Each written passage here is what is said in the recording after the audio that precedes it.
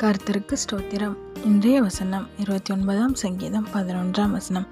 கர்த்தர் தமது ஜனத்திற்கு சமாதானம் அருளி அவர்களை ஆசீர்வதிப்பார்.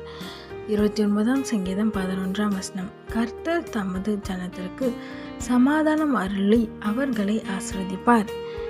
இன்னைக்கு உங்களை பார்த்து கர்த்தர் சொல்கிற ஒரு வார்த்தை, உனக்கு சமாதானத்தை தந்து உன்னை ஆசீர்வதிப்பேன்னு சொல்கிறாரு. ஆமென். விசுவாசிக்கிறீங்களா? ஈசாக்கோட காலத்தில் ஈசாக்கு அவங்க வாழ்கிறதுக்காக ஒரு இடத்துல ஒரு கிணறு தோன்றாங்க. அங்கே இருந்தவங்க ஈசாக்கு விரோதமாக வந்து அந்த கிணறு எடுத்துக்கொள்கிறாங்க. இதே மாதிரி நடந்துகிட்டே இருந்தது.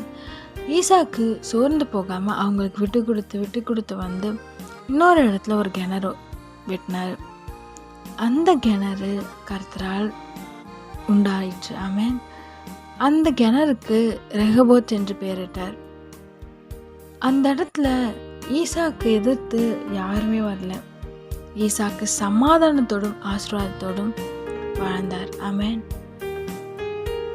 இன்னைக்கு கர்த்தர் உங்களை பார்த்தா அப்படிதான் சொல்றாரு, நான் உன்னை ஈசாக்கை போல ஆசீர்வதிப்பேன், உன்னை சமாதானத்தாலும் நிரப்பேன், ஆசீர்வாதத்தினால் நிரப்பேன்னு சொல்றாரு.